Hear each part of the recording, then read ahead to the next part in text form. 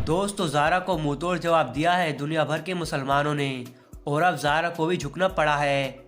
वहीं यमन भी एक के बाद एक इजराइल के जहाज़ों को तबाह कर रहा है और इजराइल अब बुखला गया है। तो पहले बात करते हैं ज़ारा ब्रांड के बारे में। आपको पता ही होगा कि ज़ारा जो ब्रांड है उसने गाज़ा में हुई मौतों का मजाक उड़ाया है। गाज़ा में किस तरीके से भाई अपने भाई की लाश को लेकर जा रहा था और कहीं एक माँ अपने बच्चे को कफन में लपेटे हुए लेकर जा रही थी और ज़ारा ने उन्हीं लोगों का मजाक उड़ाया है। दरअसल ज़ारा ने कुछ फोटो सोशल मीडिया पर शेयर किए जिसमें एक मॉडल के हाथों में एक कार्टून बच्चे को कफन पहनाए हुए थमाया गया है और उन फोटो को सोशल मीडिया पर शेयर किया गया। लेकिन दुनिया भर के मुसलमानों ने ऐसा बायकॉट किया है कि ज़ारा को भी अपनी औकात पता चल गई है और अब ज़ारा ने अपने उस स्टेटमेंट को वापस ले लिया है और जो उसने सोशल मीडिया पर फोटो डाली थी वो सब सोशल मीडिया से हटा दी हैं। तो दोस्तों कहीं ना कहीं सभी मुसलमानों ने दिखा दिया कि कोई हमारे लोगों का अगर मजाक बनाएगा तो हम उसका मजाक बनाकर रख देंगे। और दुनिया भर के अंदर ज़ारा का बायकॉट हुआ और एक ही दिन में ज़ारा को अपनी औकात पता चल गई। दोस्तों जब से गाज़ा और इजराइल का युद्ध हुआ है भले ही इस्लामिक कंट्री के प्रधानमंत्री फ़िलिस्तीन के लिए कुछ नहीं कर रहे हैं लेकिन वहाँ के लोग फ़िलिस्तीन के साथ हमेशा खड़े हैं और सपोर्ट कर रहे हैं। वहीं दोस्तों अब बात करते हैं यमन की। हमने आपको बताया था कि यमन ने कहा है कि हम किसी भी देश के जहाज़ को लाल सागर से गुजरने नहीं देंगे और वो ऐसा ही कर रहा है।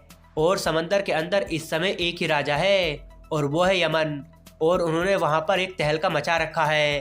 पहले यमन ने एक जहाज़ को उड़ाया जो कि इजराइल तेल लेकर जा रहा था और यमन ने उस पर एक मिसाइल दागकर पूरे जहाज़ को तबाह कर कर रख दिया।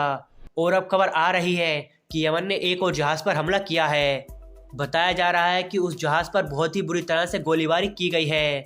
हालांकि वो जहाज़ किसका था अभी तक ये खबर सामने नहीं आई है लेकिन यमन ने एक बार फिर से कहा है कि जो भी लाल सागर में आएगा उसका जहाज़ वापस नहीं जाएगा।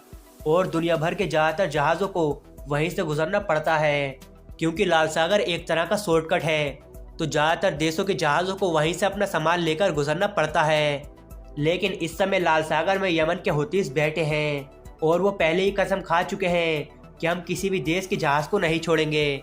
और यमन के एक के बाद एक हमलों से अमेरिका और इजराइल बहुत ही बड़ी चिंता में पड़ गए हैं और अमेरिका सभी देशों से बातचीत कर रहा है कि कैसे यमन को रोका जाए और उसके लिए क्या किया जाए। लेकिन इस समय यमन को रोकना बहुत ज़्यादा मुश्किल है क्योंकि यमन लाल सागर के चप्पे चप्पे को जानता है और यमन से समुद्र के अंदर लड़ना बहुत ही बड़ी बेवकूफ़ी होगी। और इस समय इजराइल और अमेरिका लगातार यमन को रोकने की प्लानिंग कर रहे हैं। हालांकि देखना होगा कि आगे क्या होता है। क्या यमन ऐसे ही जहाज़ों को तबाह करता रहेगा या फिर अमेरिका आर पार की लड़ाई यमन से लड़ेगा। फिलहाल दोस्तों क्या आपने भी ज़ारा का बायकॉट किया है? हमें कमेंट में अपनी राय जरूर दें और अगर वीडियो पसंद आई है तो वीडियो को लाइक और न्यूज़ से जुड़े रहने के लिए हमारे चैनल को सब्सक्राइब जरूर से करें।